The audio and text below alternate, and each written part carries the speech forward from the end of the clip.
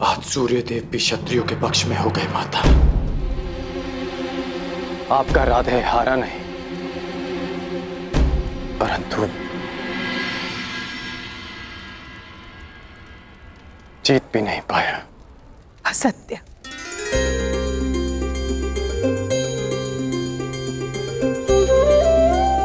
अपनी माता से असत्य कह रहे हो? एक नहीं, आज तुमने 3 विजय प्राप्त किए हैं। कल पहली विजय उसी क्षण प्राप्त हुई जब सूत पुत्र होकर तुमने रणभूमि में राजकुमारों को ललकारा। दूसरी, जब महाराजा ने तुम्हें राजा की पदवी दी।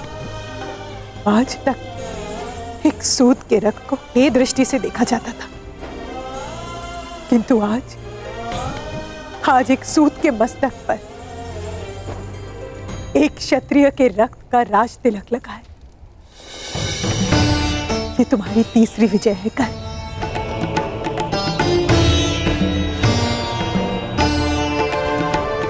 और मैं देख रही हूं वो अनगिनत विजय माला जो तुम्हारे मार्ग पर तुम्हारी प्रतीक्षा कर रही है। हाँ धीरथ, यही मार्ग शेष है। यदि कर्ण अंग प्रदेश का राजा ना बना तो वो दुर्योधन के बंधन से मुक्त हो जाएगा। उसे अर्जुन के साथ युद्ध करने का कभी अवसर नहीं मिलेगा। मेरे सारे पुत्र सुरक्षित रहेंगे। आपका राधे और मेरा कर्ण। आपको कर्ण को रोकना होगा धीरथ, क्योंकि दुर्योधन ने कर्ण को मित्र नहीं एक शस्त्र समझकर अपनाया है। वो कर्ण के माध्यम से मेरे सारे पुत्रों का विनाश चाहता है। यदि आप कर्ण से अंग के राज्य का तिरस्कार करा सके तो मैं उसे आपका पुत्र स्वीकार कर लूंगी। बोलिए धीरथ, क्या आप ऐसा कर पाएंगे? प्रयास करूंगा देवी।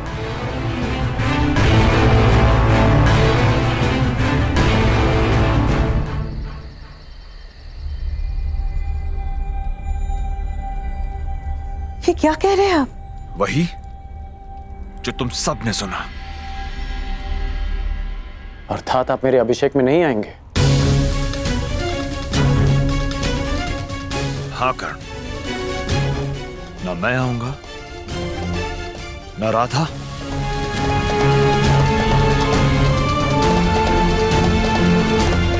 ना ताऊ। यदि तुम्हारे अंदर पिता के लिए आदर है तो तुम भी वहां नहीं जाओगे। बुद्धि भ्रष्ट हो गई है तुम्हारी अतिरात। जिसका राज्याभिषेक होने वाला है उसी से तुम कह रहे हो कि अपने अभिषेक में उपस्थित न हो। हाँ, क्योंकि यही उचित होगा भ्राताश्री। देखने वाले को कमल पुष्प सदा पानी के ऊपर दिखता है, परंतु गहराई में जाकर देखे तो सत्य का पता चलता है कि उसकी नाल कीचड़ से बंधी है। जो मुकुट कल कर्ण को पहनाया जाएगा उसके साथ एक अदृश्य बेड़ी है जो तुम्हें कुमार दुर्योधन के साथ सदा के लिए बांध देगा। तुम्हारी दृष्टि में केवल सर्वश्रेष्ठ बनने का स्वप्न है ना कर्ण, इसीलिए देख नहीं पा रहे हो कि कुमार दुर्योधन तुम्हें अपना मित्र नहीं अपना दास बना रहे। तुम्हें अपने गले का हार नहीं माना, वो तुम्हें अपना शस्त्र बनाकर अर्जुन की गांठ करना चाहते हैं। तुम शिक्षा के लिए घर छोड़ के जब गए थे तुम्हारा एक ही स्वप्न था, एक ही लक्ष्य था, संसार का सर्वश्रेष्ठ धनुधर बनने का। भूल गए वो स्वप्न? स्मरण है पिताजी, और यह भी स्मरण है कि इस सर्वश्रेष्ठ धनुर्धर के बाणों का लक्ष्य क्या था। लक्ष्य था परंपराओं और वर्ण का वो बंधन तोड़ना जिन्होंने हम सूतों को बांध रखा।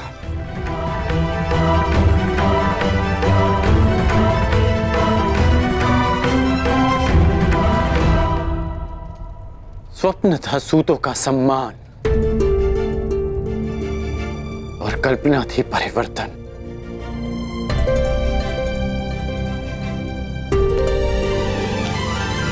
हो सकता है कि कुमार दुर्योधन की मित्रता के पीछे एक प्रयोजन हो सकता है कि वो मुझे एक शस्त्र समझकर प्रयोग करे, परंतु जो परिवर्तन मेरा लक्ष्य है उसकी झलक कल मैंने कुमार दुर्योधन के व्यवहार में देखी, पांडवों के नहीं। पहली बार एक सूत को एक राजकुमार से द्वंद का अधिकार मिला। पहली बार एक सूत को सूत पुत्र नहीं, अंगराजकरण कहकर पुकारा गया।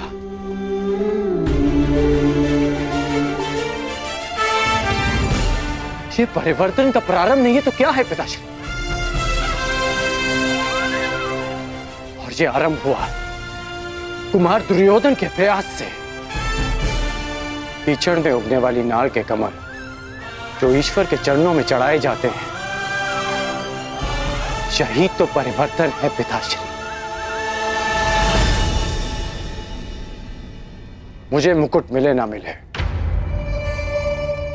परंतु मैं कुमार दुर्योधन के बंधन में सदा रहूंगा। ये बेड़ी है मित्रता की, ये बेड़ी है उस ऋण की जिसे मैं जीवन भर चुका नहीं पाऊंगा। तो अब मित्रता का बंधन परिवार के बंधन से अधिक बलशाली हो गया है। अंतिम बार कहता हूं कर्ण, यदि तुम्हारे लिए परिवार महत्वपूर्ण है तो कल राज अभिषेक के लिए नहीं जाओगे तुम। विकल्प तुम्हारे समक्ष है, परिवार या राज्य। ये क्या कह रहे हैं आप? पुत्र यदि उन्नति करे तो पिता उसकी पीठ थपथपाता है, उसके लक्ष्य के बीच नहीं आता। हम सबको इस अभिषेक में उपस्थित होना चाहिए आर्य। मैं जो बोल रहा हूं तुम्हारे पुत्र के भले के लिए बोल रहा हूं राधा। कर्ण मेरी बात माने या ना माने, परंतु मैं वहां नहीं जाऊंगा, ये मेरा प्रण है।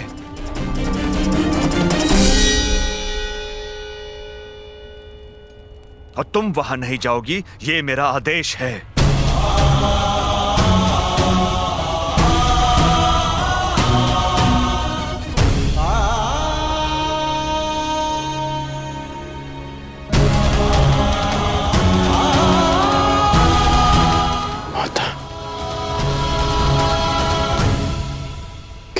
में नहीं जाएंगे?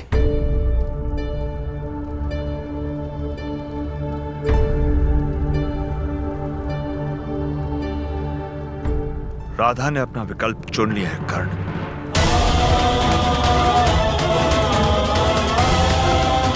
देखना यह है कि राधे क्या विकल्प चुनता है।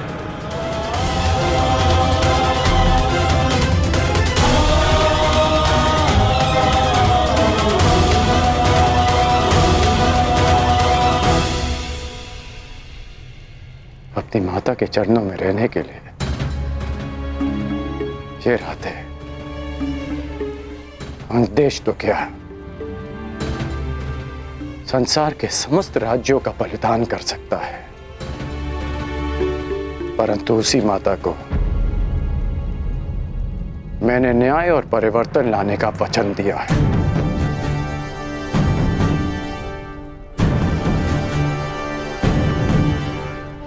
मैं अपने कुल के लोगों के साथ रहने के लिए कोई भी स्वप्न तोड़ सकता हूं,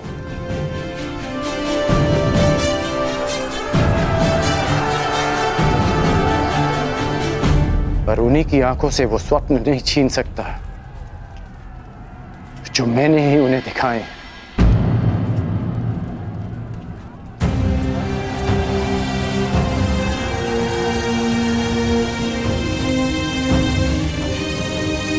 इसलिए मुझे जाना होगा पिताश्री, कुमार दुर्योधन ने वचन दिया है कि उनके सम्राट बनते ही जाति और कुल का भेदभाव समाप्त हो जाएगा।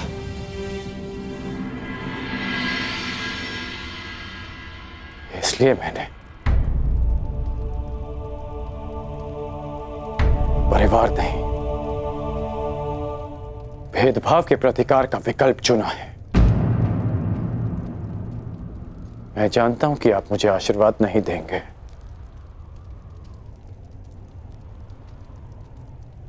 परंतु हो सके तो मेरी इस विवशता को क्षमा कर दीजिएगा। शक्तिशाली है, सब पे भारी है, ऐसा समय प्रबल, समय ही देता, समय ही लेता, बदले ये पल पल।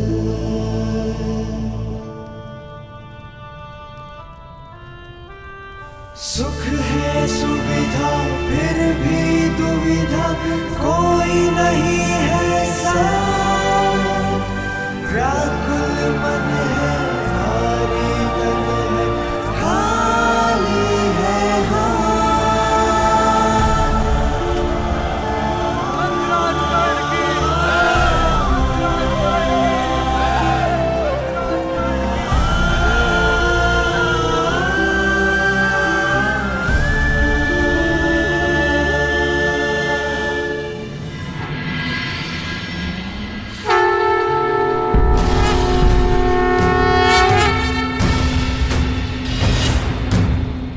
राज्य अभिषेक की विधि प्रारंभ हो।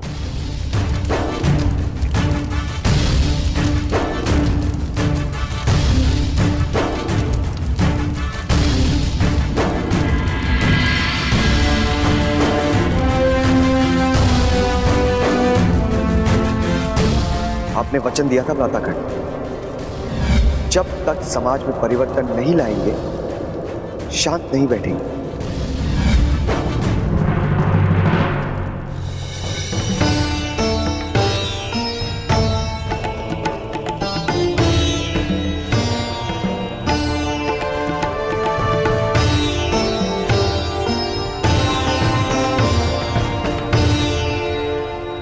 आप अपने प्रयास में सफल ना हो सके अधिरथ, परंतु मुझे अपना लक्ष्य साधना होगा।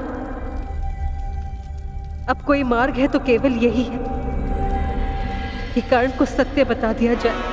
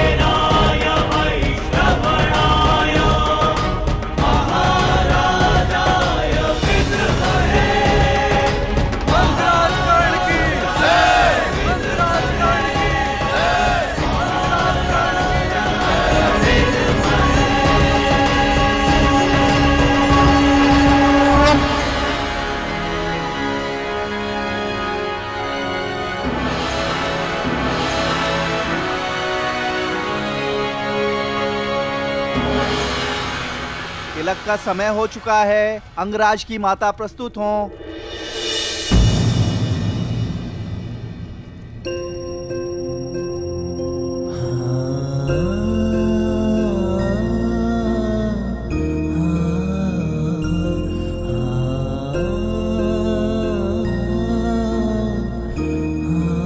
किसी कारणवश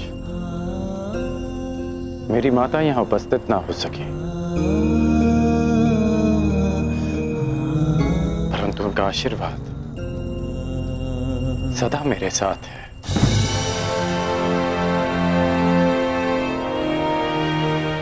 कर्ण, मैंने तुम्हें अपना मित्र माना है और इसलिए मेरी माता भी तुम्हारी ही माता हुई।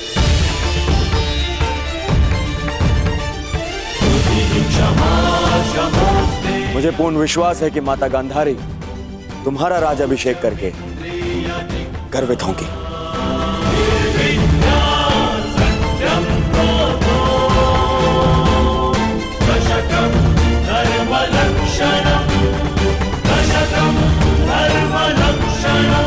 महाराज,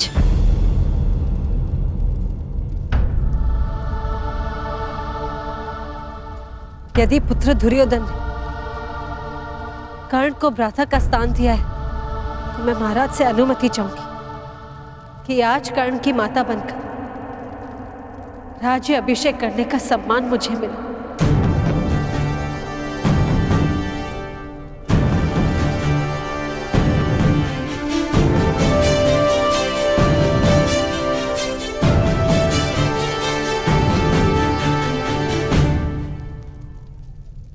मैं कर्ण को बालपन से जानती हूं।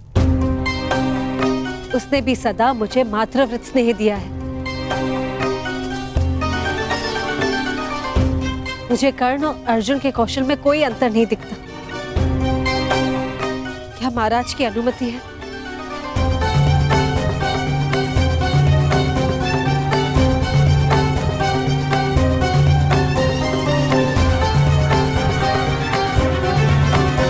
जिसने आपके पुत्र को ललकारा, उसका सम्मान करने की आपकी इच्छा हस्तिनापुर की कीर्ति बढ़ाएगी।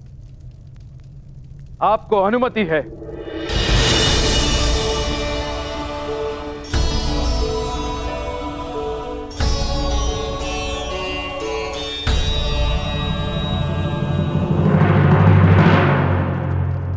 माताश्री ने ऐसा क्यों किया? अर्जुन के शत्रु का सम्मान करेगी वो? अनुज भीम, माता ने वही किया जो एक योद्धा की माता को करना चाहिए। प्रत्येक वीर, शत्रु या मित्र, आदर का अधिकारी होता है। कुंती माता ने सिद्ध कर दिया कि वो कितनी महान है।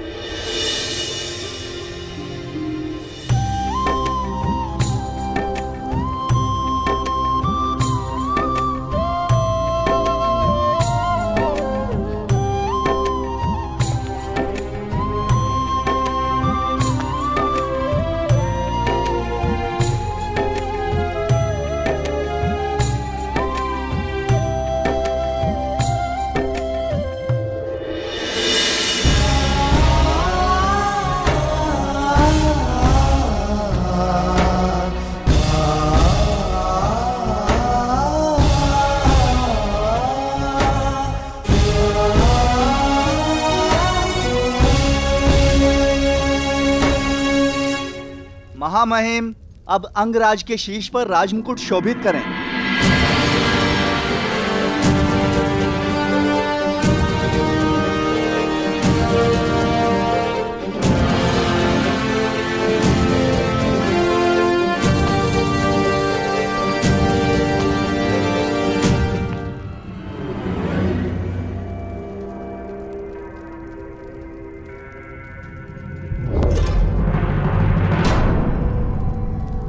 पुत्र, राज्य अभिषेक में माता को शगुन मिलता है। तो क्या पुत्र, मेरी इच्छा थी कि राजपुत्रों के मध्य बैठने की इच्छा पूर्ण हो गई। कर्ण,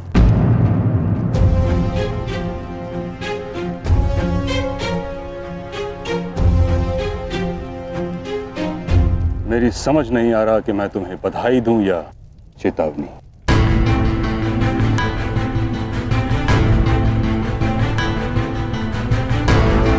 पारस मिलना भिन्न बात है, उससे लोह को स्वर्ण बना देना भिन्न बात है।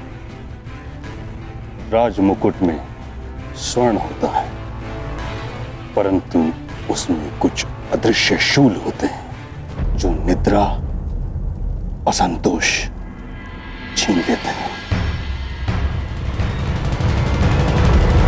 क्या राज मुकुट के साथ तुम उत्तरदायित्व का बोझ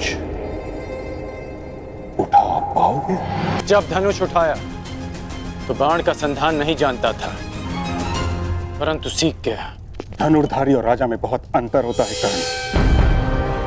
धनुर्धारी अपनी इच्छा से अपने शत्रु पर वार कर सकता है, किंतु राजा स्वयं अपनी प्रजा पर प्रहार करे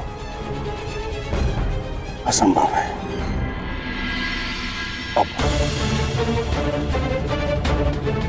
कुल और जाति के आधार पर चयन करने का कारण तुम्हें समझ में आएगा। शासन क्षत्रियों का गुण है, सूत का नहीं। इसका भान तुम्हें शीघ्र ही होने वाला है। तुमने ये नहीं सोचा कि हस्तिनापुर के अधीन होने के उपरांत भी अंग राज्य में आज तक शासक क्यों नहीं है। मेरा एक सुझाव है, भूल कर भी अंग प्रदेश जाने का प्रयास मत करना, क्योंकि तुम जब वहां पहुंचोगे तो तुम्हें भान होगा कि राज मुकुट पहनकर तुमने बहुत बड़ी भूल की है।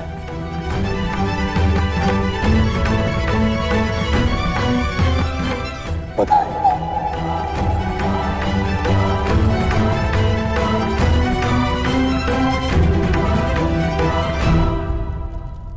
रुकिए!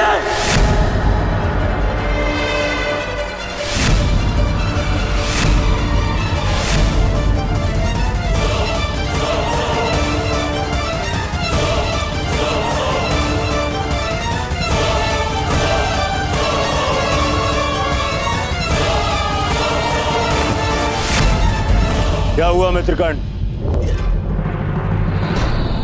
मैंने अंगराज बनना स्वीकार किया, एक परिवर्तन के लिए, जनता के उत्थान के लिए। जो शासन में अनुशासन न ला सके वो कैसा राजा?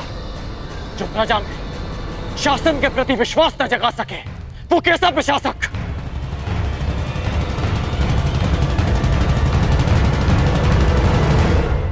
अभी आप ही ने बताया ना मां महिम कि आज तक अंग प्रदेश में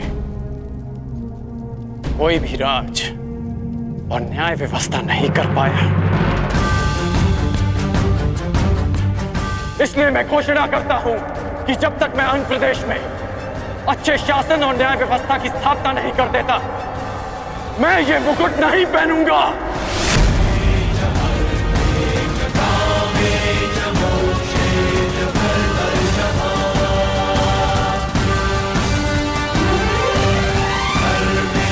ये मुकुट मेरे लिए न भार है न आभार। जिस दिन अंग में अच्छा शासन लागू होगा, मैं स्वयं आपके हाथों से ये मुकुट पहनूंगा।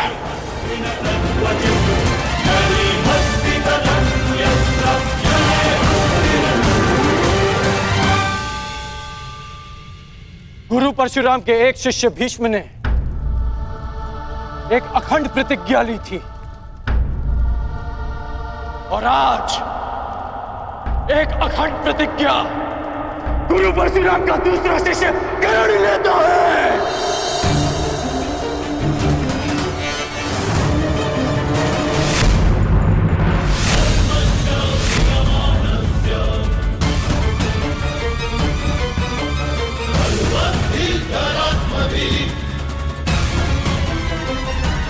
अंग प्रदेश जाना तुम्हारे जीवन की सबसे बड़ी भूल होगी। तुमने कभी स्वप्न में भी नहीं सोचा होगा किस प्रकार की चुनौती तुम्हारे समक्ष खड़ी होगी वहां। अब तक तुम्हारा शत्रु तुम्हारी दृष्टि के सामने था, इसलिए तुम उस पर वार कर पाए, किंतु अंग प्रदेश में तुम्हारा शत्रु अदृश्य होगा। विसूत पुत्र ने आज तक अदृश्य शत्रु का ही अधिक सामना किया है, इसलिए मैं जानता हूं कि शत्रु की सोच पर कैसे लक्ष्य साधा जाए, उसे कैसे पराजित किया जाए। महामहिम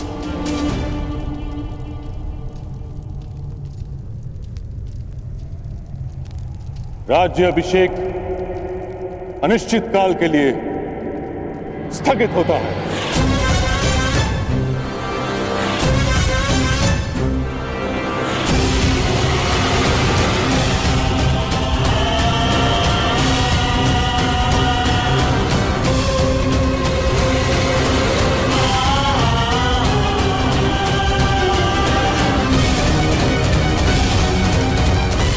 मित्रगण, मुझे क्षमा करना मित्र, क्षमा।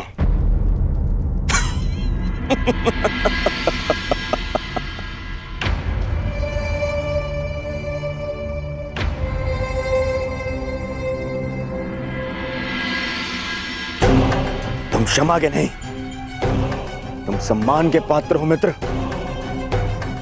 आज तुमने यह साबित कर दिया कि मैंने तुम्हें अंगराज बनाकर कोई भूल नहीं की। अब हम दोनों के पास में एक एक लक्ष्य है और ऐसा प्रतीत होता है हम दोनों का अभिषेक भी एक ही साथ होगा, तुम्हारा अंगराज के रूप में और मेरा हस्तिनापुर के युवराज के रूप में।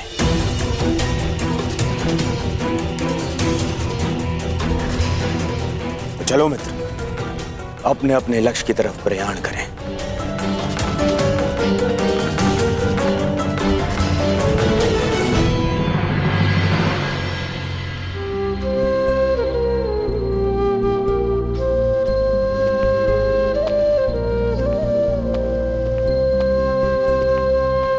राजमाता, आप अभिषेक के शकुन के विषय में कह रही थी।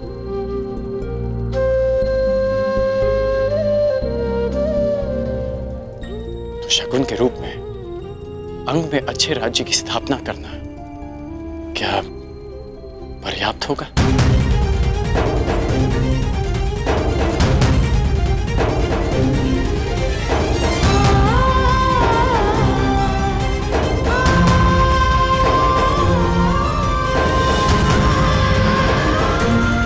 विजयी होना पुत्र, जीवित रहना।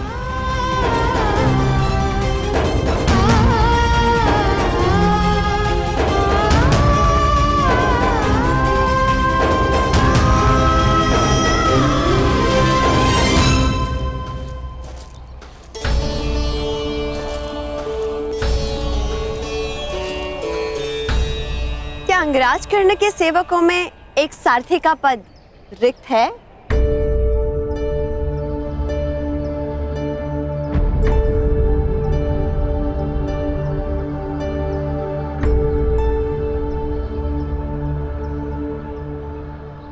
ये यात्रा बहुत दुर्गम और दुस्साध्य होने वाली है।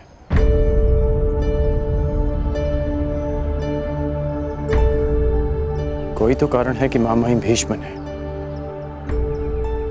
मुझे अंग जाने से पहले सावधान किया। कुछ तो विचित्र है वहां जो मेरी प्रतीक्षा कर रहा है। इसलिए तुम यहीं रुको रुशाली। तुम यहां रहोगी तो सुरक्षित रहोगी, और तुम सुरक्षित रहोगी तो मैं संतुष्ट रहूंगा।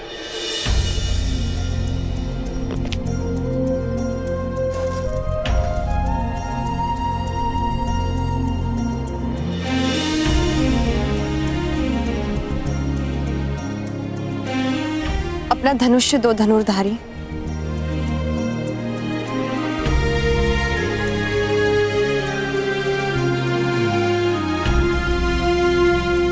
क्यों?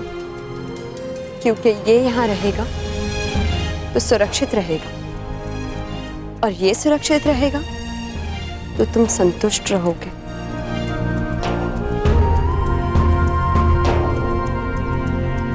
अंगराज कर्ण, अंग की इस यात्रा में ये धनुष और मैं, हम दोनों तुम्हारा बल है।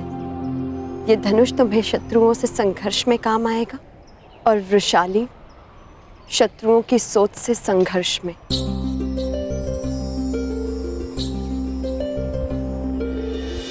मैंने हर परिस्थिति में तुम्हारे साथ रहने का तुम्हें वचन दिया है कर्ण, और ये अधिकार स्वयं अंगराज भी मुझसे नहीं छीन सकते।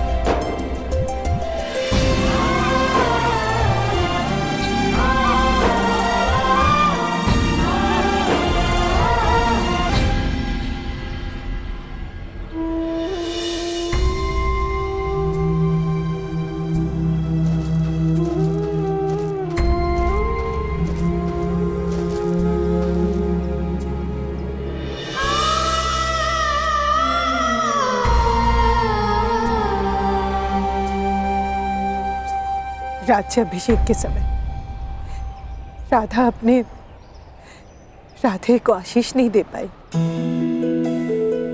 परंतु अंगराज कर्ण को अपने जीवन के नए मार्ग पर जाने से पहले उसकी माता एक सीख देने आई है। कर्ण, नियति ने तुम्हें सदा दुर्गम मार्ग दिया है।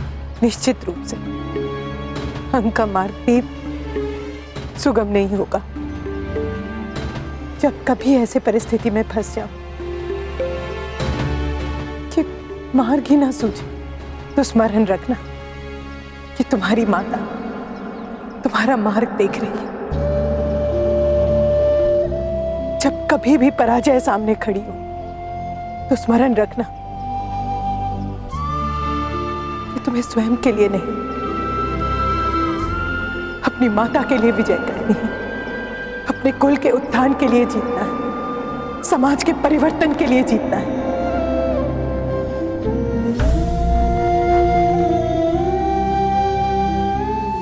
विजय भव पुत्र।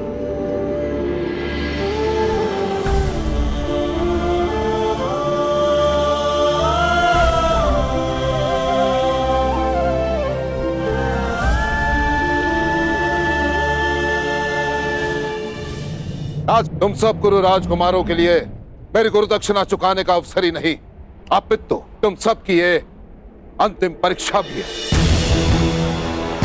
देखना यह है कि तुम सब में से कौन वो योग्य योद्धा होगा जो हस्तिनापुर की रक्षा करने में सक्षम होगा। कौन होगा वो जो हस्तिनापुर का योग्य युवराज बनेगा। कौन होगा वो जो हस्तिनापुर का प्रारब्ध बनेगा।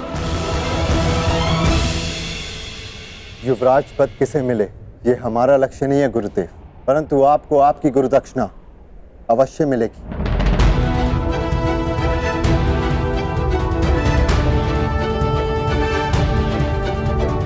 आज्ञा दीजिए गुरुदेव। यशस्वी भव, विजयी भव। प्राण की आज्ञा दीजिए ज्येष्ठ पिताश्री। युधिष्ठिर, तुम धर्म और नीति के स्वयं ज्ञाता, परंतु तुम्हारा ज्येष्ठ पिता होने के नाते मैं तुमसे कुछ कहना चाहूंगा। पांचाल नरेश के साथ क्या करना है ये आचार्य तुम्हें बता चुके, परंतु 105 कुरु कुमारों के ज्येष्ठ होने के नाते अपने अनुजों की सुरक्षा करना भी तुम्हारा ही दायित्व है। मैं अपने प्राण देकर भी अपना दायित्व पूरा करूंगा महाराज।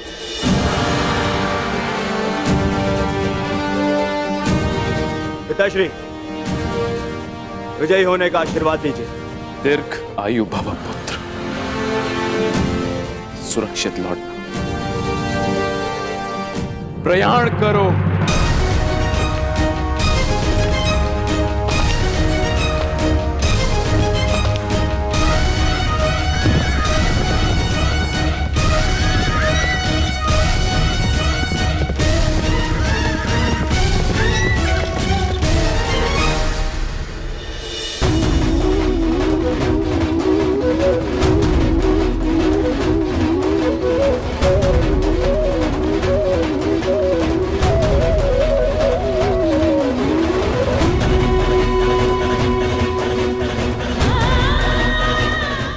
शत्रु की रक्षा करना मेरे कर्ण की रक्षा।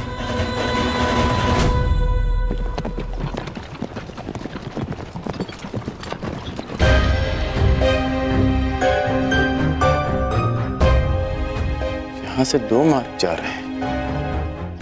ये अंगदेश किस ओर होगा?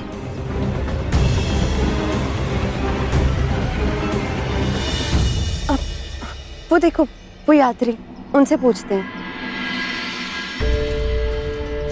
सुनिए महोदय, ये अंगदेश किस ओर होगा? अंगदेश? नहीं नहीं नहीं नहीं नहीं नहीं नहीं। अरे क्या हुआ? नहीं नहीं नहीं नहीं नहीं।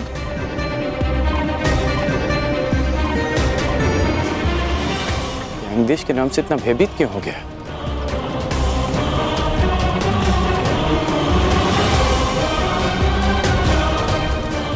प्रणाम यात्री, हमें अंगदेश जाना है। अंगदेश? तो आप अंगदेश जाएंगे?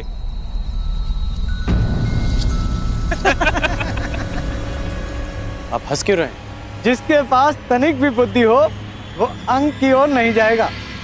आप मात्र मार्ग बताइए, लक्ष्य मैं साध लूंगा। तो ये दाहिना मार्ग पकड़ लीजिए मित्र, किंतु आगे जाके जब प्राण संकट में पड़े तो हमें दोष मत दीजिएगा कि हमने आपको चेतावनी नहीं दी।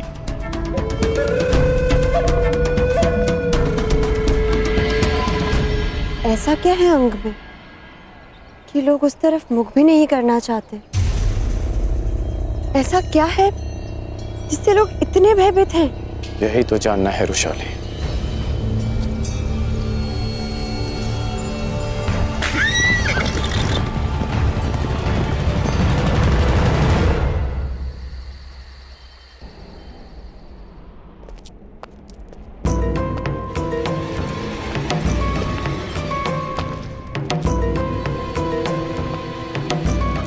प्रणिपात महामहिम।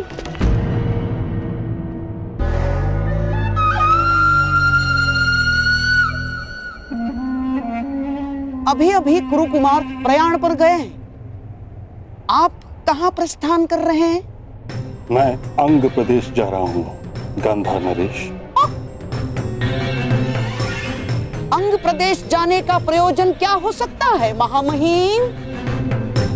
कहीं आप ये तो नहीं चाहते कि अंगराज कर्ण अपने मंतव्य में सफल ना हो? कर्ण की सफलता और असफलता का मेरे लिए कोई महत्व नहीं। मेरे लिए महत्व का विषय है हस्तिनापुर की सुरक्षा। तो फिर आपका जाना उचित कैसे हुआ महामहिम? हाँ? अब सारे कुरु कुमार पांचाल पर प्रयाण करने गए। अब वो यदि आचार्य की गुरु दक्षिणा देने में असफल रहे तो, और यदि कल को पांचाल हस्तिनापुर पर आक्रमण कर दे तो महामहिम, कर्ण की योग्यता की परख की अपेक्षा हस्तिनापुर की सुरक्षा से अधिक महत्वपूर्ण है आपके लिए।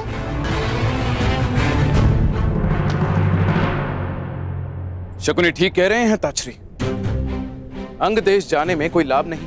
यदि मैं वहां समय से ना पहुंचा तो बहुत बड़ी हानि हो जाएगी महाराज। मैं आपका तात्पर्य समझा नहीं ताछरी। अंग, मगध और हस्तिनापुर का सीमांत राज्य है। कदाचित गांधार नरेश इस बात से अनभिज्ञ हैं कि मगध नरेश जरासंध और हस्तिनापुर के मध्य एक संधि है। वहां कोई राजा नियुक्त नहीं किया जा सकता, कोई प्रशासक नहीं। अंग राज्य की जलापूर्ति मगध से होती है, जिसके बदले मगध नरेश जरासंध के सेवक अंग के नागरिकों से कुछ सेवा लेते हैं। यदि कर्ण ने वहां जाकर नीति या राज व्यवस्था में कोई परिवर्तन किया तो ये संधि टूट जाएगी।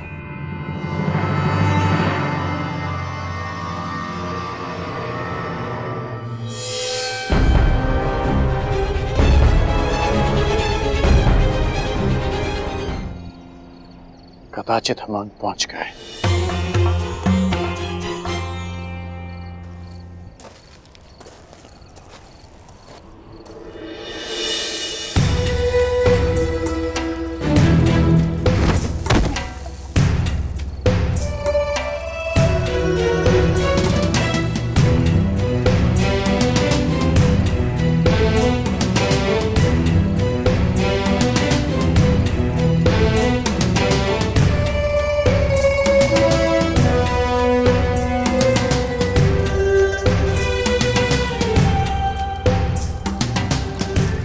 ये सब क्या है कर्ण? बिना किसी भय के यहाँ मदिरा और मादक पदार्थ बनाए जा रहे हैं और तो और उनका सेवन भी किया जा रहा है।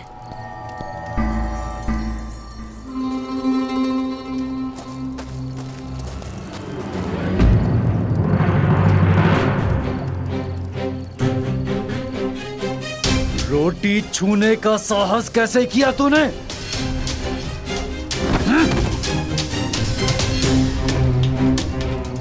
मुझे भूख लगी है। भूख लगी है हाँ? तो ये ले मदिरा पी। जब तक कार्य पूरा नहीं हो जाता भोजन नहीं मिलेगा। और फिर से रोटी मांगी तो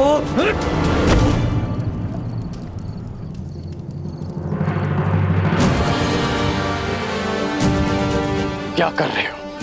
स्त्री पर हाथ उठाते हो? हमारे मध्य हस्तक्षेप करने वाले तुम कौन हो? मैं राधेकरण, अंग का प्रशासक।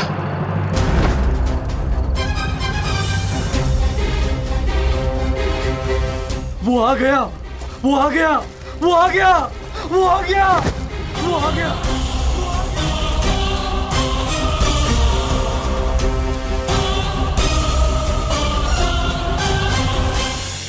अंग राज्य की जलापूर्ति मगध से होती है, जिसके बदले मगध नरेश जरासंध के सेवक अंग के नागरिकों से कुछ सेवा लेते हैं।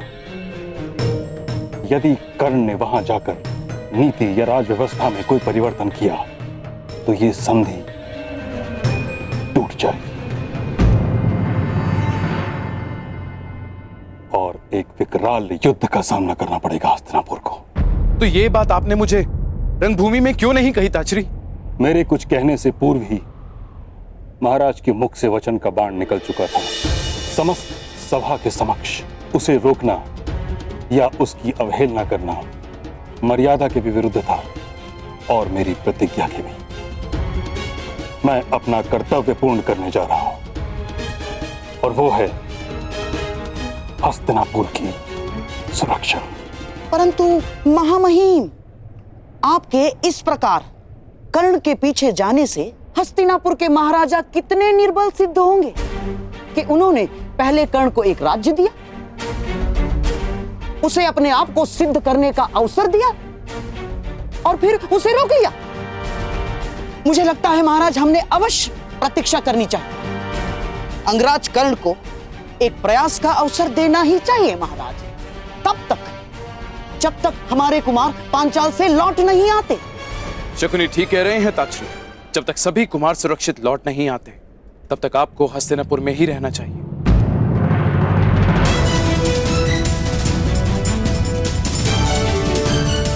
जैसी आपकी इच्छा महाराज। मेरी चिंता केवल यह है कि प्रतीक्षा का समय कहीं हमारे हाथ से सारा समय छीन न ले।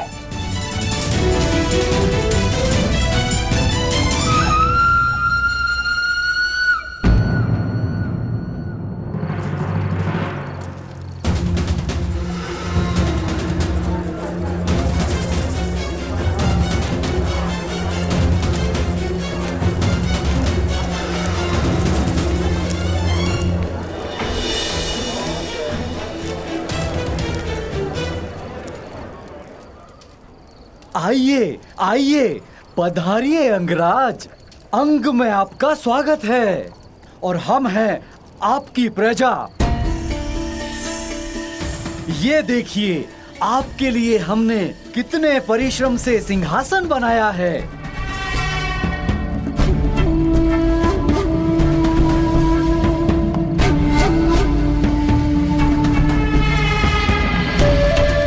विराजिए।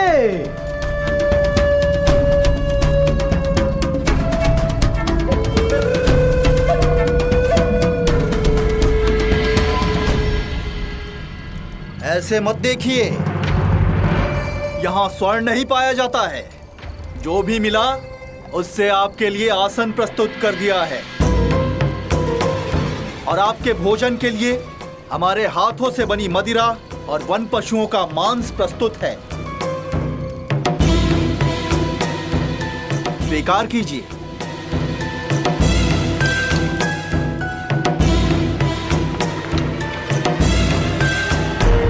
अरे हटो हटो, मार्ग दो मार्ग दो।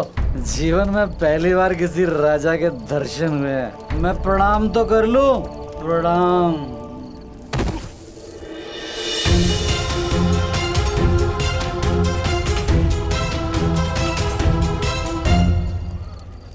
अरे बड़ी सुंदर है तू। तू चल मेरे साथ, तेरे लिए यहाँ काम है। यहाँ केवल रानियों के लिए ही काम है, राजा का कोई काम नहीं है यहाँ।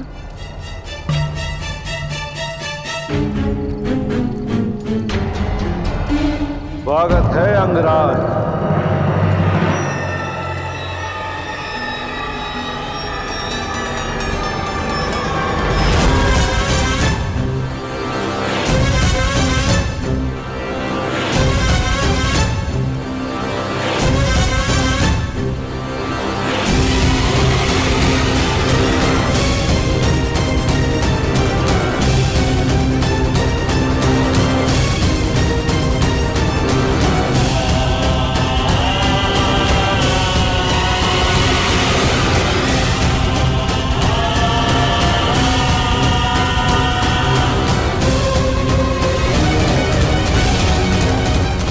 मुझे यहाँ पर दानव के नाम से जाना जाता है, और मुझे मेरे गुप्तचरों ने यह सूचना दी थी कि हस्तिनापुर नरेश हम पर कृपावान हुए हैं। उन्होंने हमारे अंग प्रदेश के लिए एक शासक भेजा है। परंतु राजा महोदय, इस बात से तो आप भली भांति परिचित होंगे, ये एक राजा अपनी प्रजा का प्रतिनिधित्व करता है, और प्रजा भी उसी को राजा चुनती है जो उन्हीं की भांति हो, जो उन्हीं में से एक हो। यदि तुम्हें यहाँ पर शासन करना है तो तुम्हें यह सिद्ध करना होगा अंगराज कि तुम हमारे ही जैसे हो। तुम्हें हमारे जैसा बनना होगा अंगराज। तो विलंब क्यों है अंगराज? प्रारंभ करो, इस मदिरा का सेवन करो, सिद्ध करो कि तुम हम में से ही हो। अन्यथा तुम इसी समय यहां से वापस जा सकते हो।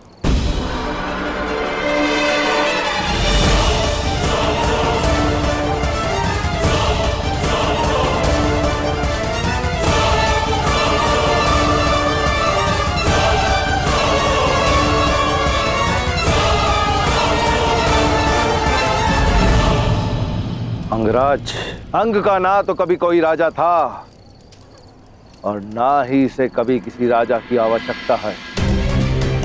और अगर तब भी तुम यहाँ पर निर्वाह करना चाहते हो तो तुम्हें हमारे समान बनना होगा, क्योंकि जो समान नहीं होता उसका सम्मान नहीं होता। उचित कहा तुमने दानव। जब तक हम समान नहीं हो जाते हम साथ नहीं रह सकते। परंतु समान होने के भी दो मार्ग होते हैं। पहला कि मैं तुम जैसा बन जाऊं, और दूसरा कि तुम्हें स्वयं अपने जैसा बना लूं। हाँ, तुम हमारे जैसे हो और ना हम कभी तुम्हारे जैसे बनेंगे अंगराज। चलाओ, इस मूर्ख की बातों में आकर अपना समय नष्ट मत करो। जाओ, जाकर मदिरा बनाओ, जाओ।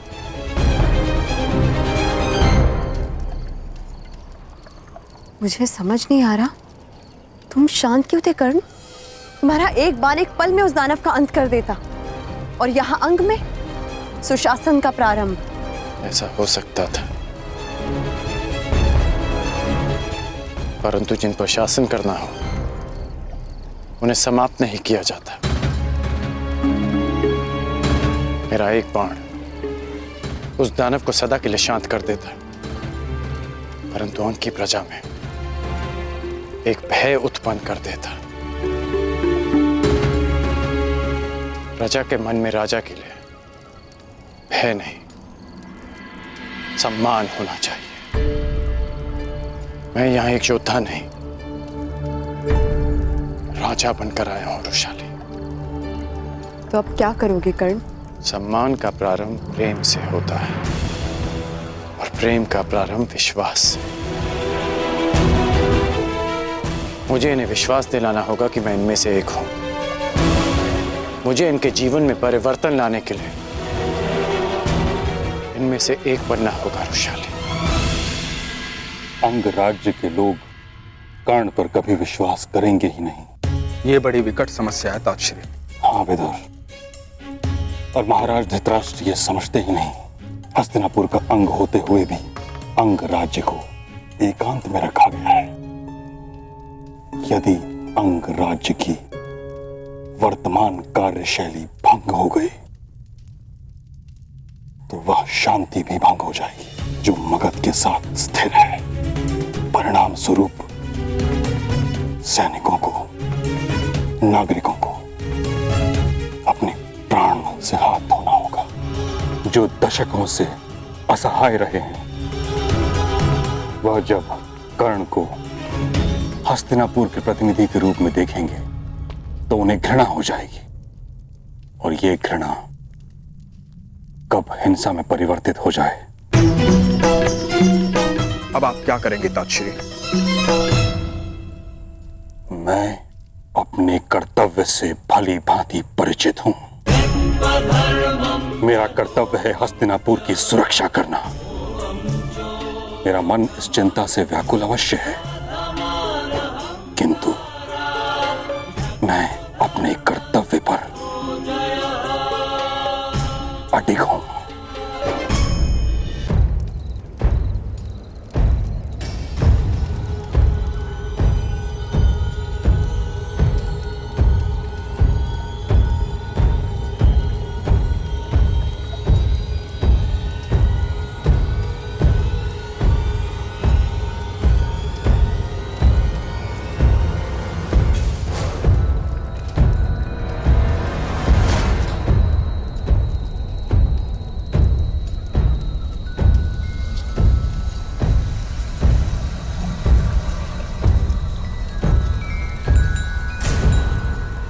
ये क्या मूर्ख,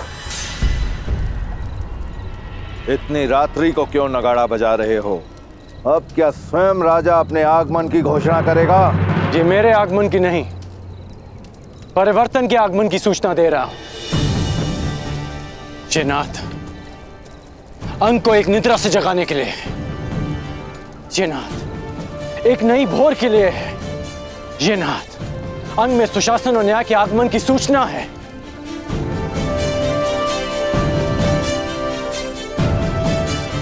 तुमने कहा था ना दानव कि मुझ में और अंग की प्रजा में कोई समानता नहीं। समानता है। मैं भी अंग का विकास चाहता हूं। मैं भी चाहता हूं कि अंग प्रदेश की जीवन शैली उन्नत हो, परंतु उसके लिए हमें सम्मिलित प्रयास करने होंगे। दोस्तों, मुझे राजा नहीं, अपना मित्र समझो, और समझो कि जो जीवन तुम जी रहे हो वो नारकीय है। इससे ना तुम्हें अच्छा वर्तमान मिलेगा, ना ही तुम्हारी संतान को उज्जवल भविष्य। मुझे आपके साथ की आवश्यकता है। कहिए कि आप देंगे मेरा साथ?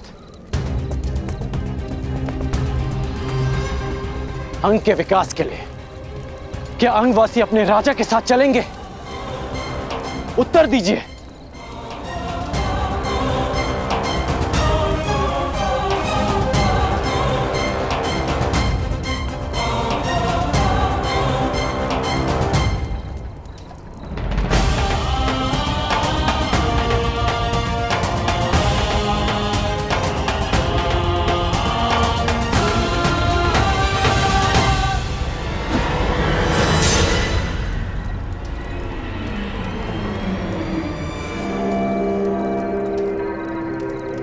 अरे ये क्या मूर्खों, तुम्हें इतना भी ज्ञात नहीं कि एक राजा का किस प्रकार से स्वागत करना चाहिए?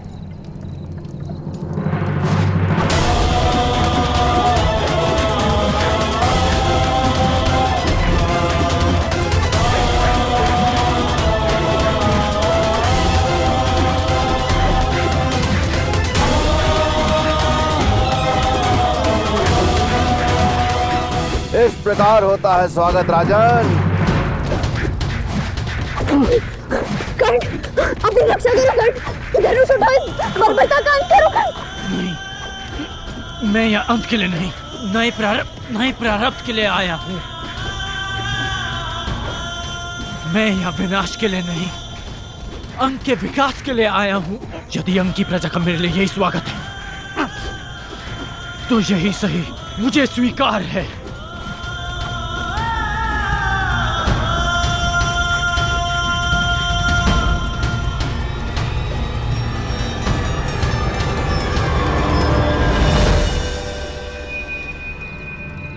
रुक क्यों गए आप सब?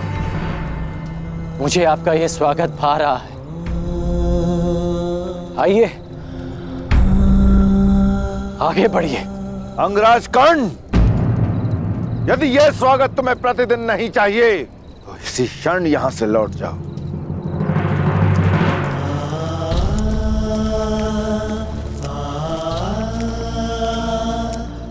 तुम सुरक्षित हो नरुशाली? चोट तो नहीं लगी तुम्हें? मैं सुरक्षित हूँ कर्ण, परंतु क्या तुम्हें अपने घाव दृष्टि में नहीं आते?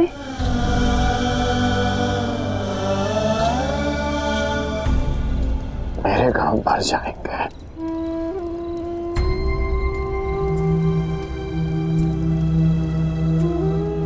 परंतु उन घाव को देखो जो उनकी प्रजा के मन पर, उनके जीवन पर, उनके भविष्य पर लगे हैं।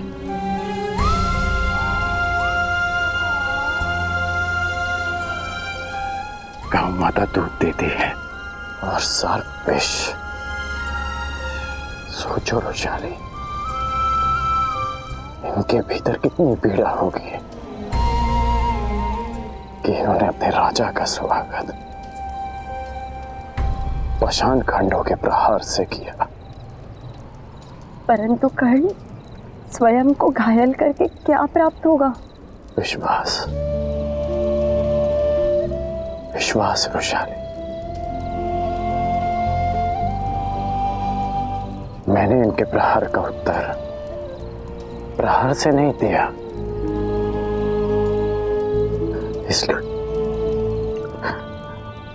इसलिए इन्हें विश्वास होगा कि मैं इनके लिए हानिप्रद नहीं हूं। देखा मैंने, कितना विश्वास जगा है इनमें। पाषाणों की वर्षा करते थक नहीं रहे थे ये लोग।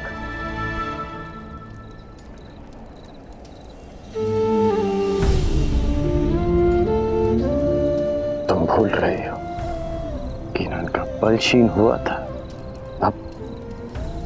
न पाषाण खंड कम पड़ गए थे, परंतु वो स्वयं रुके। सूर्य देव पे तुरंत उदय नहीं होते, उनकी किरणें धीरे धीरे अंधकार की चादर को चीरती हैं। समय लगेगा रुशाली, परंतु इनकी घृणा का अंत होगा। मेरे लिए इनके हृदय के द्वार खुलेंगे।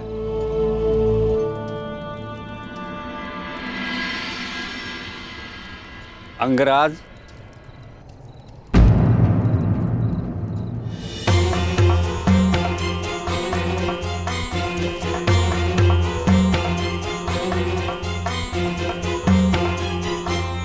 यह लेप तुम्हारे घाव के उपचार के लिए है।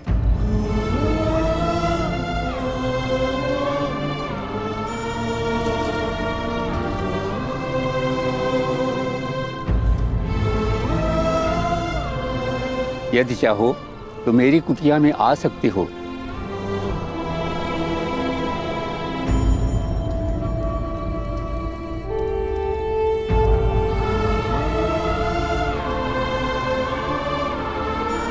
पहली किरण का आगमन हो गया। कभी कभी अंतिम युद्ध जीतने के लिए प्रारंभ में पराजय सहनी पड़ती है रोशानी।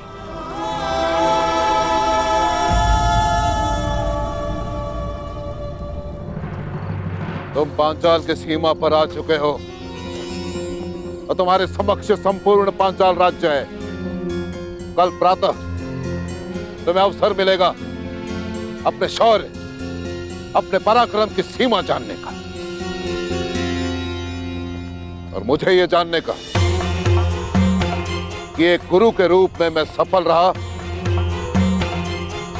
या असफल। यदि किसी के मन में संदेह है या आग्रह है तो वो मेरे समक्ष प्रस्तुत हो।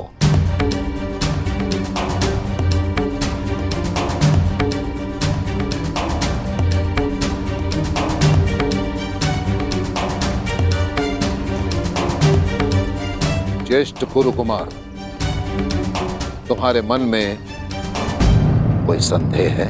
संदेह नहीं गुरुदेव, उत्सुकता है। एक शिष्य होने के नाते मैं अपना धर्म पूरा करूंगा, अपने गुरु की आज्ञा का पालन करूंगा। परंतु धर्म के नाते क्या मुझे इतना जानने का भी अधिकार नहीं कि पंचाल नरेश पे आक्रमण क्यों किया जा रहा है? क्या पंचाल नरेश इस आक्रमण के पात्र हैं? मुझे ज्ञात था कि धर्मराज युधिष्ठिर के मन में अवश्य प्रश्न उठेंगे। मैं तुम्हें एक कथा सुनाता हूं और तुम स्वयं निर्णय करना कि पांचाल नरेश द्रुपद प्रतिशोध का पात्र है या नहीं। एक ब्राह्मण कुमार और एक राजकुमार दोनों अभिन्न मित्र थे। उनके मित्रता का कारण था कि इन दोनों के एक ही गुरु थे। ब्राह्मण कुमार के पिता शिक्षा हो या भिक्षा, पुरस्कार हो या दंड, दोनों मित्र समान रूप से उसे बांट लेते। राजकुमार अपने ब्राह्मण मित्र से कहता कि जब वो राजा बनेगा तो अपना राज्य भी उससे बांटेगा। समय बीता, राजकुमार और ब्राह्मण कुमार की शिक्षा पूर्ण हुई। राजकुमार अपने राज्य लौट गया और यहां ब्राह्मण कुमार के पिता स्वर्ग सिधारे। और इतना ही नहीं, ब्राह्मण कुमार पर आक्रमण हुआ निर्धनता का। ब्राह्मण कुमार स्वाभिमानी था, परंतु अपनी भूखी संतान के करंदन के समक्ष उसका स्वाभिमान परास्त हो गया। निर्धनता का मारा ब्राह्मण कुमार अपने मित्र के पास सहायता के लिए पहुंचा।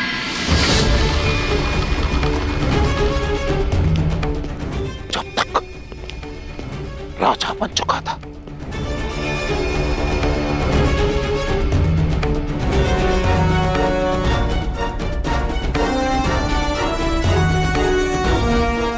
उसने अपने मित्र को बचपन के एक एक वचन स्मरण करवाए।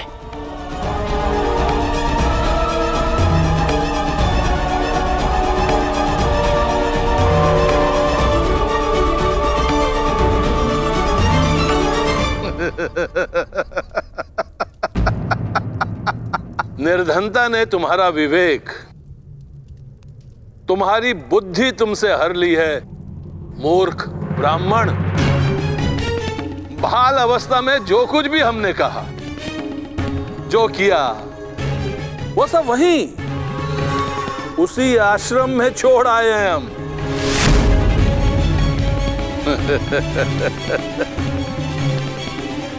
परिवार पालन पोषण में कोई समस्या हो रही है तो 2-4 गाय कुछ स्वर्ण मुद्राएं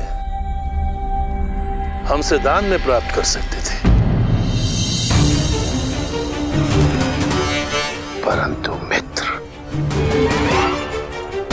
मित्र कहने का साहस कदापि नहीं, क्योंकि मित्रता सदा बराबर वालों में होती है। सभासदों, देखो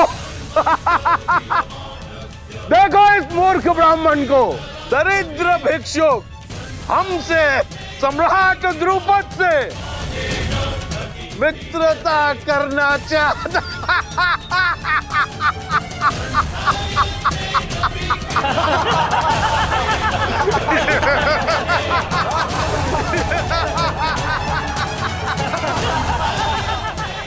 वो आचार्य मेरे पिता ऋषि भारद्वाज थे और वो राजकुमार पांचाल नरेश द्रुपद है, और मैं अपने 105 शिष्यों से अपने अपमान का प्रतिशोध मांग रहा हूं,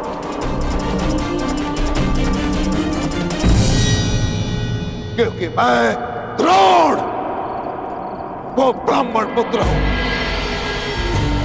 और वर्षों से ये अपमान की अग्नि मेरे हृदय में धधक रही है, एक ज्वालामुखी के भांति, और इस ज्वालामुखी को शांत करना मेरे शिष्यों के हाथ में है।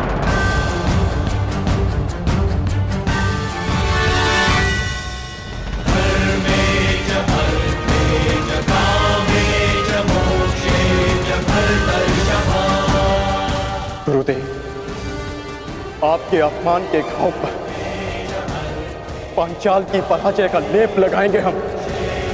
जिस पांचाल नरेश ने हमारे गुरु को भिक्षुक कहकर अपमानित किया, उसे भिक्षुक बनाकर आपके चरणों में प्रस्तुत करेंगे हम।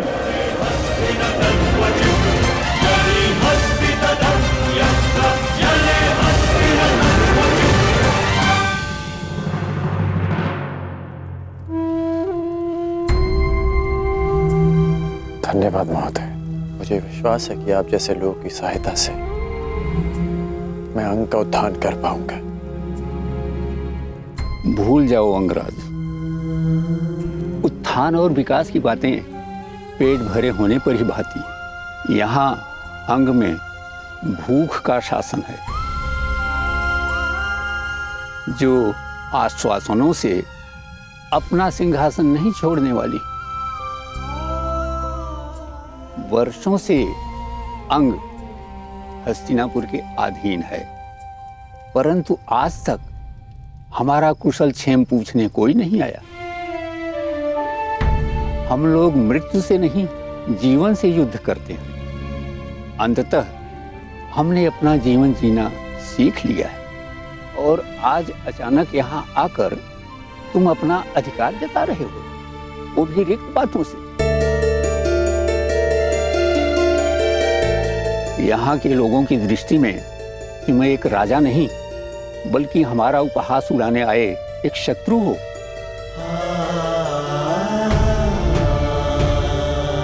यदि ऐसा है तो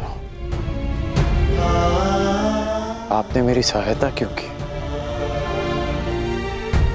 क्योंकि मेरा भी एक पुत्र था, तुम्हारे ही जैसा, तुम्हारी ही तरह परिवर्तन की बातें करने वाला, सबको भूख मिटाने का स्वप्न दिखाता, और स्वयं प्यासा ही मर गया। आश्चर्यचकित न हो कर्ण, यही अंग का सत्य है। जल प्राप्त करने के लिए हमें मदिरा बनाकर मगध भेजनी होती है। गले की अग्नि को बुझाने के लिए हमें हृदय को दग्ध कर देने वाली मदिरा बनानी पड़ती है। और मेरे पुत्र ने इसी रीति का विरोध किया था, और उत्तर में मगध ने उसे जल नहीं दिया। उस सब की सहायता करना चाहता था, उस सब के लिए जल चाहता था, परंतु किसी ने भी उसकी जिह्वा पर 2 बूंद जल भी नहीं डाला।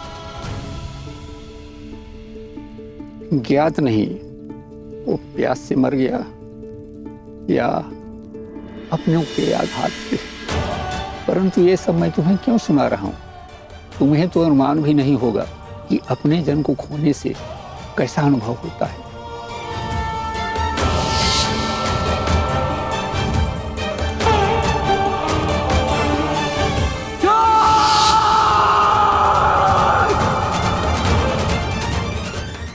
अनुमान है महोदय, और अनुभव भी। प्यास से किसी का कंठ इतना नहीं जला होगा जितना पिघले हुए स्वर्ण से शोन का कंठ। शोन मेरा भाई, आपके पुत्र को तो चीखने का, पुकारने का अवसर मिला, परंतु मेरे भाई को तो वो अवसर भी नहीं मिला। मैं यहां आया हूं उसके प्रतिकार के लिए।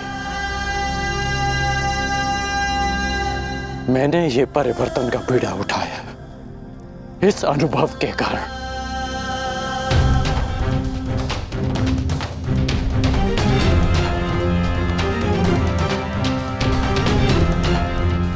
मैं पराजय स्वीकार नहीं करूंगा, इसलिए भी क्योंकि ये अनुभव किसी और को सहना ना पड़े। मेरी सहायता करें महोदय। मुझे बताइए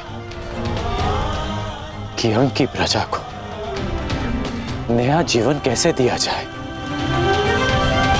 जीवन तो बस जल से मिलता है अंगराज। वर्षों से ये लोग प्यासे हैं। इन्हें केवल जी सकने योग्य मात्रा में ही जल मिलता है। अंगराज, यदि यहाँ परिवर्तन लाना है तो सबसे पहले जल लाना होगा। दिला सकते हो इन्हें जल पर अधिकार? मनुष्य 5 तत्वों से बना है। जल, वायु, अग्नि, आकाश, भूमि। इन 5 तत्वों पर सबका समान अधिकार है। किसने ये अधिकार छीनने का दुस्साहस किया? कौन रोकता है अंग के अधिकार का जल? महोदय, आप मुझे उसके पास ले चलिए।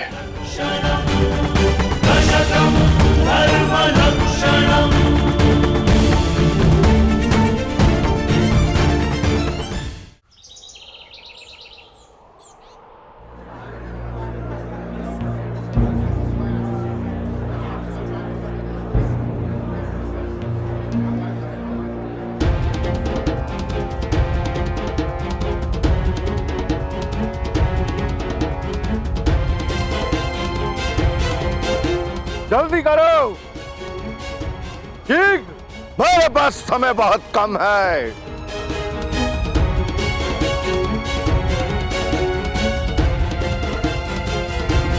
जल्दी करो।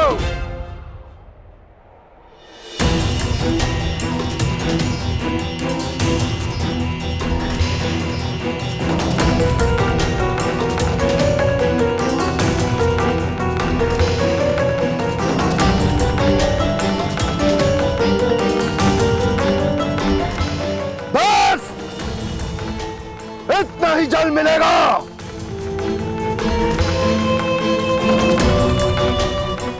यदि तुम्हें अपने अधिकार से और अधिक जल चाहिए तो भगत के अधिकार की मदिरा लाओ। जाओ। मेरी अंजलि छोटी है, प्यास नहीं बुझी और जल चाहिए।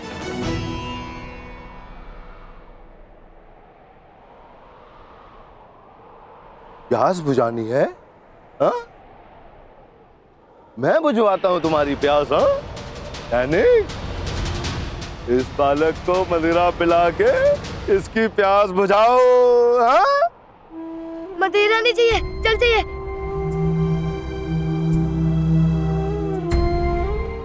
पी मदिरा पी, आनंद ले।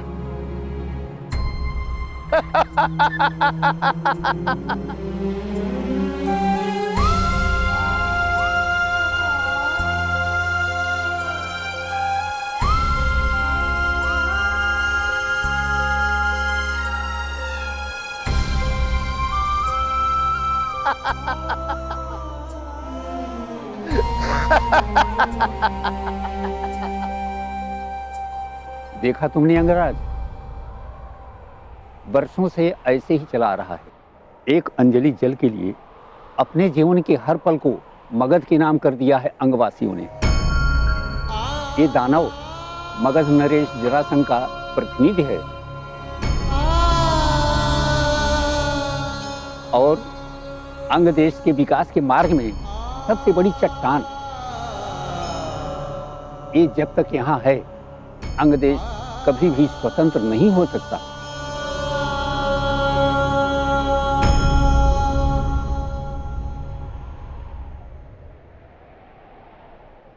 दानव, मार्ग से हटो। इस जल पर किसी एक का अधिकार नहीं। ओ अंगराज कर्ण, तुम अभी तक यहीं पर विराजमान हो और जीवित भी। लगता है कि अंगराज को भी जल की प्यास सताने लगी। तो ठीक है, मदिरा लेकर आओ और बदले में अपने अधिकार का जल ले जाओ। मैं यहाँ सारे अंग के लिए जल लेने आया हूँ। अंगराज, तुम राजा हो या विदूषक, तुम्हें इतना भी ज्ञात नहीं कि इस जल पर मगध का अधिकार है। इसीलिए त्याग पूर्वक मैं जितना भी जल दे रहा हूं उसी में संतुष्टि करो। जे रुष्ट मत करो बालक, अन्यथा तुम अपने प्राणों से हाथ धो बैठोगे। अंतिम चेतावनी दे रहा हूं कि अंग का जल अंग में छोड़ो और अंग की सीमा से चले जाओ, अन्यथा नरक में प्रस्थान करोगे। मृत्यु का भय तू किसे दिखा रहा है? मृत्यु तो सबकी होनी है मूर्ख। वो कब किसको ले जाए यह किसी को ज्ञात नहीं, परंतु मुझे यह ज्ञात है मेरी मृत्यु तेरे हाथों से नहीं होगी। तो युद्ध के लिए प्रस्तुत हो जाओ। अंगराज, मैंने तुझे एक बार चेताया, 2 बार तुझे सावधान किया और अब मैं तुझे अंतिम चेतावनी दे रहा हूं। अब भी समय है, लौट जा, अन्यथा मृत्यु को प्राप्त हो जाएगा। तुम्हारा ये बाण मुझ तक पहुंचे इसमें मुझे संदेह है, परंतु यदि यह सूचना मगध नरेश तक पहुंच गई कि मुझ पर एक अंगवासी ने आक्रमण किया है, तो अंग प्रदेश का अस्तित्व मिट जाना निश्चित है। मैंने अंग को अस्तित्व में लाने के लिए ही धनुष उठाया है।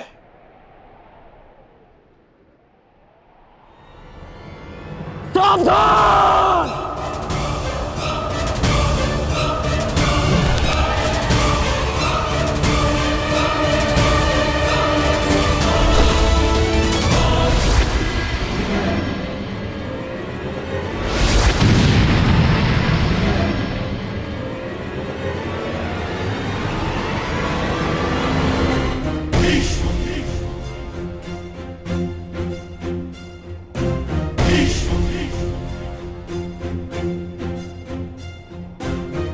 महामहिम, महामहिम, महामहिम, प्रणाम महामहिम।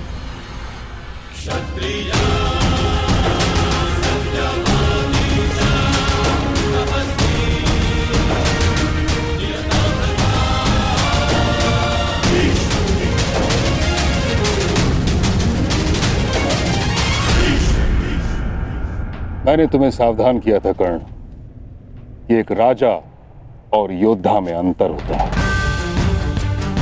सर्वोत्तम राजा वो नहीं जो युद्ध के लिए प्रस्तुत हो जाए, वह है जो प्रजा के हित में निर्णय ले और युद्ध को टाल दे। चुट डालकर अब तक अंग का कौन सा हित साधा गया है मां महिम? जब परीक्षा की घड़ी हो, प्रजा त्राही त्राही कर रही हो, तो हर राजा का योद्धा बनना आवश्यक होता है। किस परीक्षा की घड़ी की बात कर रहे हो तुम कर्ण?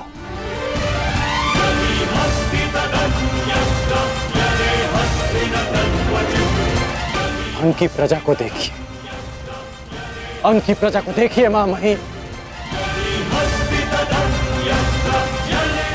एक राजा का कर्तव्य होता है कि उसकी प्रजा संपन्न हो, कि उसके राज्य में कोई भूखा ना सोए। और यहां भूख की अग्नि बुझा सके इतना अन्न मिलना तो दूर की बात है। इन्हें तो इतना जल तक नहीं मिलता कि ये अपनी प्यास की अग्नि बुझा सके।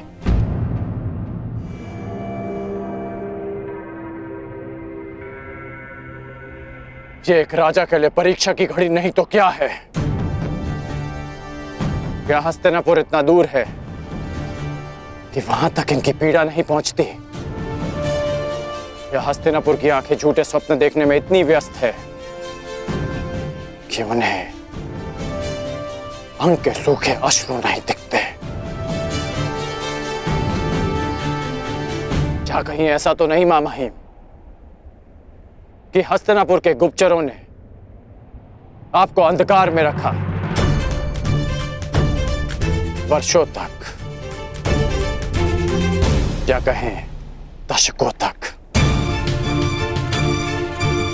कदाचित हस्तिनापुर साम्राज्य में अंग ही ऐसा क्षेत्र होगा। किसी भी छोटे बालक को यह नहीं पता कि उसके मां महिम भीष्म दिखते कैसे। अद्भुत दृश्य। अंग प्रदेश के भूतपूर्व शासक और वर्तमान राजा का यह मिलन देख के तो मेरी आंखें भर गई। महामहिम, यदि आपको संधि के नियम स्मरण हो तो अपने इस मेमने से कहिए कि मेरी दृष्टि से दूर हो जाए।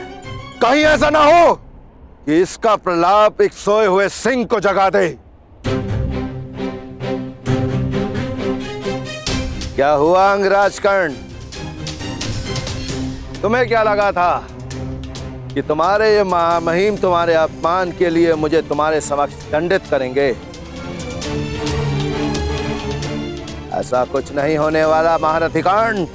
मैंने तुम्हें एक बार चिताया था, 2 बार तुम्हें मैंने सावधान किया था, अब मैं तुम्हें अंतिम बार चेतावनी दे रहा हूं कर्ण। इसी क्षण तुम अंग प्रदेश को छोड़कर वापस चले जाओ, अन्यथा तुम मृत्यु को प्राप्त हो गए।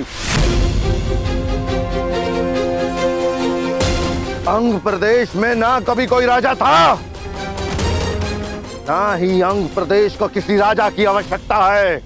मैं बचपन से ही तनिक हटी हूं दानव। महामहिम सैकड़ों बार मुझे समझा चुके हैं। जब उनकी बात नहीं समझ पाया तो तुम्हारी क्या समझूंगा? इसलिए मुझे तुम्हारी अंतिम चेतावनी भी अस्वीकार है। तू ऐसे नहीं मानेगा कर्ण।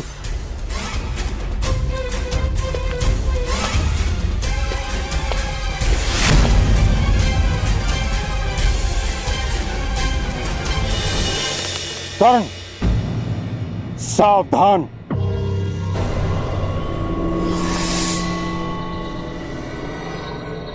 हट जाओ कन्या, मैं स्त्रियों पर अस्त्र नहीं उठाता। जानती हूँ महामहिम, इसीलिए आपके और कर्ण के मध्य खड़ी हूँ। तुम नहीं जानती तुमने कितने बड़े विनाश को आमंत्रण दे दिया है। जो चुनौती को समक्ष देखकर रुक जाए वो कर्ण नहीं महामहिम। आप ही का गुरु भाई है और आप भी जानते हैं कि अब उसे रोक पाना संभव नहीं।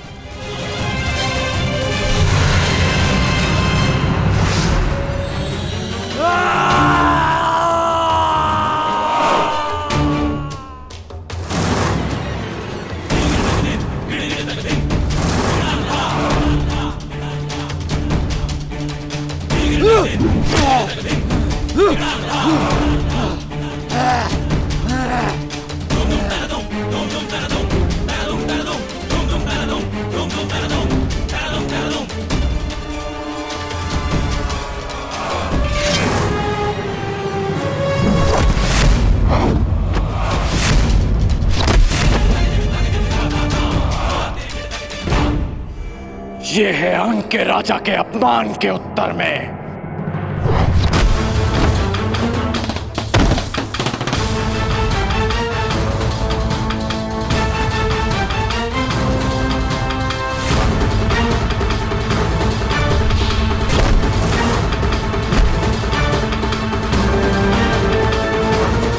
ये है महामहिम भीष्म के अपमान के उत्तर में।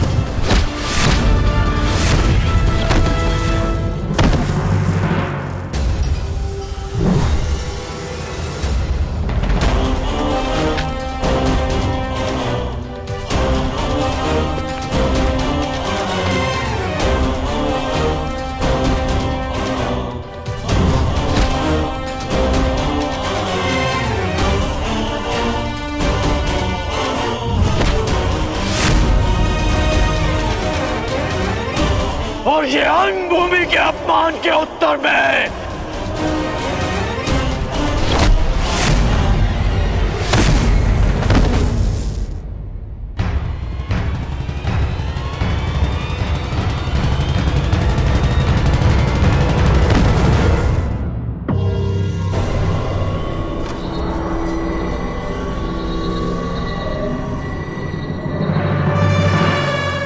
अंग की प्रजा से उसके अधिकार छीनने वाले का अंत हुआ। अंग की मानसिक स्वतंत्रता का अंत हुआ। अंग में एक नए सूर्य, एक नए प्रकाश का आरंभ हुआ।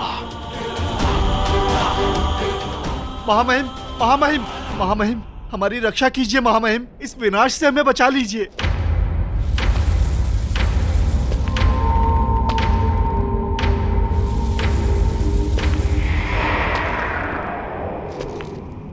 देख रहे हो कर्ण, अपनी प्रजा की आंखों में भय देख रहे हो।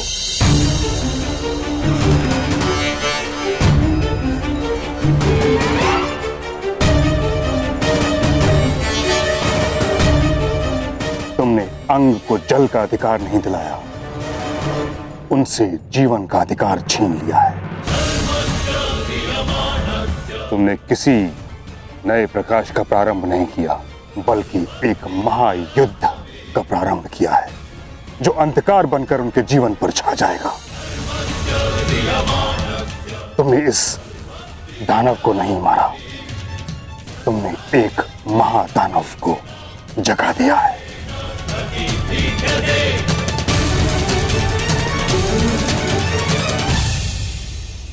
तुम्हें क्या लगा भीष्म आंखें बंद करके बैठा था? नहीं कर्ण, ये बांध अंग का जल रोकने के लिए नहीं था, उसका विनाश रोकने के लिए था। तुमने अंग की स्वतंत्रता को नहीं, बल्कि बृहद्रथ पुत्र महाबलशाली जरासंध के त्रास को ललकारा है कर्ण।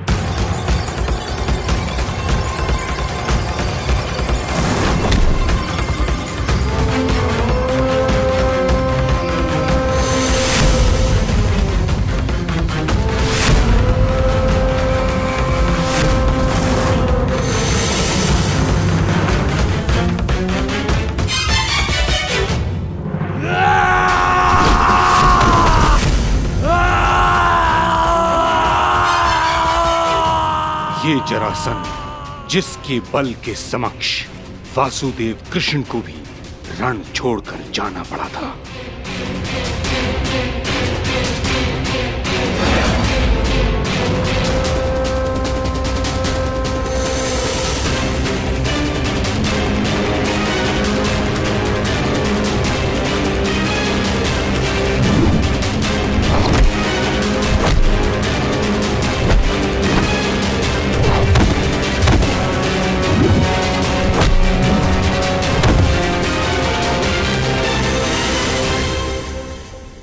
महाराज,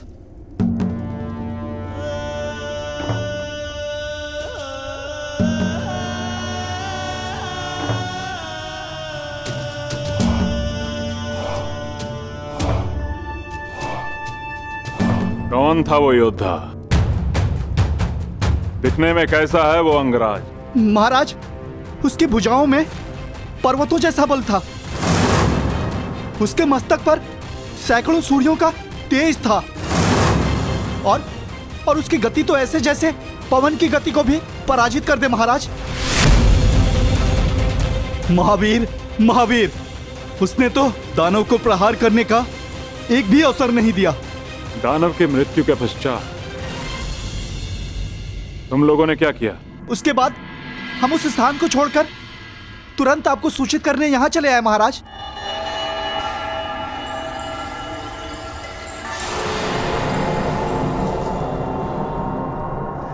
अद्भुत।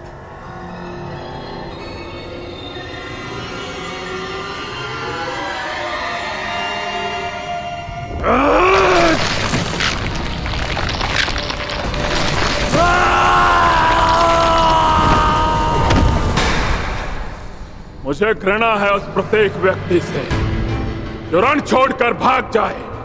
मुझे घृणा है उस प्रत्येक व्यक्ति से जो मेरे समक्ष मेरे शत्रु की प्रशंसा करे। और मुझे सबसे अधिक घृणा उससे है जो मगध नरेश को ललकारने का साहस करे। अंगराज, तुम्हारे अंग अंग को भंग करेगा जरासंध। एक और युद्ध का समय आ गया है।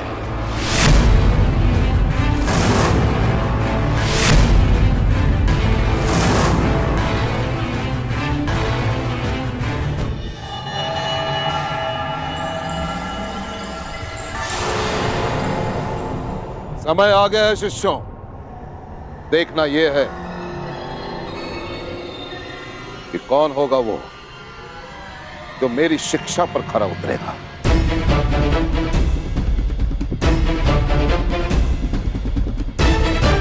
कौन होगा वो जो मेरी गुरु दक्षिणा देने में सक्षम होगा।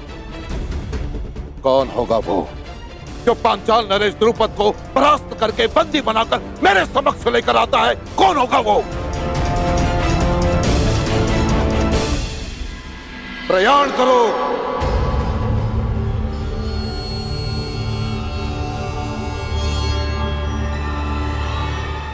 रुको!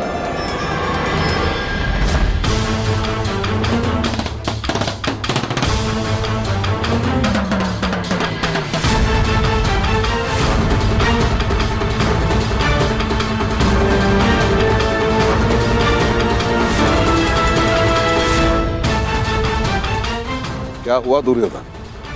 गुरुदेव, यदि पांडव और कौरव दोनों साथ साथ गए तो इसका निर्णय कैसे होगा कि सर्वश्रेष्ठ कौन है? निर्णय कैसे होगा कि युवराज कौन बनेगा?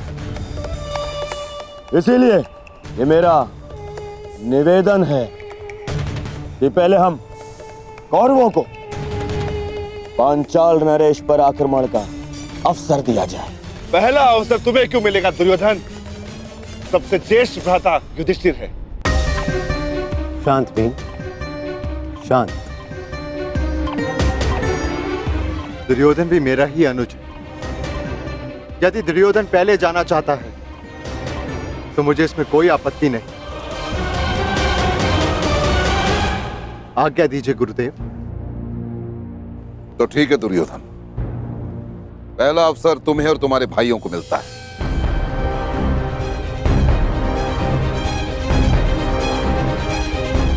प्रयाण करो। चलो।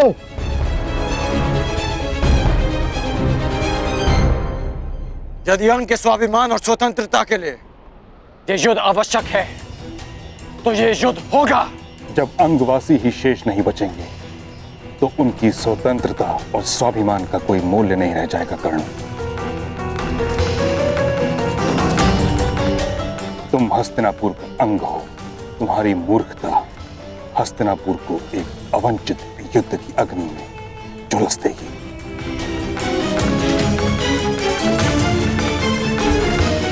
हस्तिनापुर की सुरक्षा के लिए अंग का बलिदान किया गया। ये अनीति क्यों? यही नीति है कर्ण।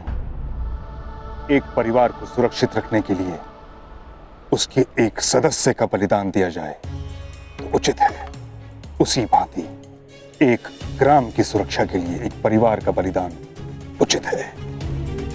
उसी भांति एक प्रदेश के लिए एक ग्राम और एक साम्राज्य के लिए एक प्रदेश का बलिदान हो, यही राजनीति है। मेरी समझ में राजनीति का अर्थ थोड़ा भिन्न है मां महिम। राजनीति का अर्थ है राजा की नीति, और अपनी प्रजा की रक्षा करना राजा की सबसे बड़ी नीति होती है।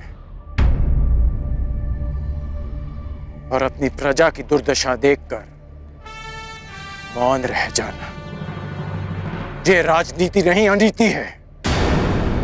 और ये राधेकरण इस अनीति का साथ कभी नहीं देगा। अर्थात तुम मगध से युद्ध करोगे? हाँ।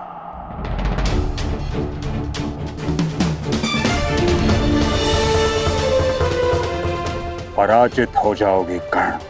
नहीं, ये कर्ण विजयी होगा या वीर गति को प्राप्त होगा। पराजय होना तो मेरे विकल्प में ही नहीं।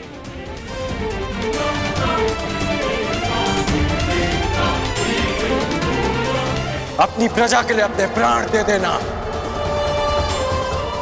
ये मेरी दृष्टि में श्रेष्ठ नीति है।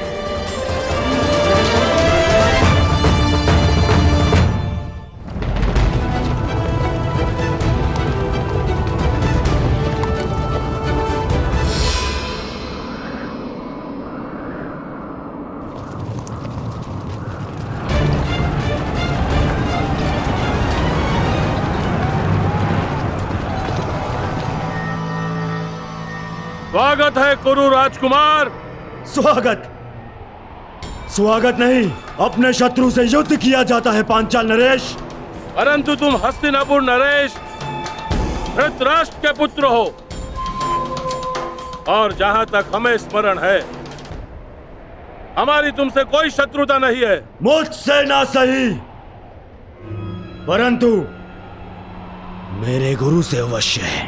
वो ब्राह्मण द्रोणाचार्य स्वयं तो हमारा बाल भी बांका न कर पाया, परंतु अब लगता है तुम्हें अपने बातों के व्यू में उलझाकर तुम्हारे द्वारा अपना प्रतिशोध हमसे लेना चाहते हैं। प्रतिशोध उनका सही, परंतु मेरे लिए ये गुरु दक्षिणा है। ठीक है, यदि तुम युद्ध ही चाहते हो तो हमें कोई आपत्ति नहीं है। आक्रमण!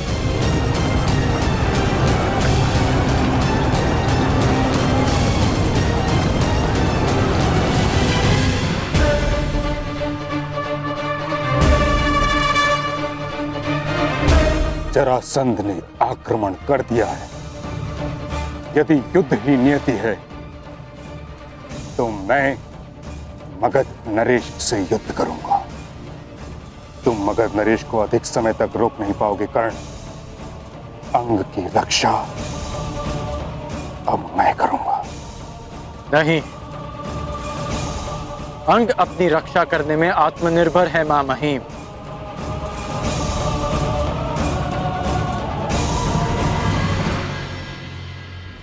अंगवासी ये युद्ध स्वयं लड़ेंगे।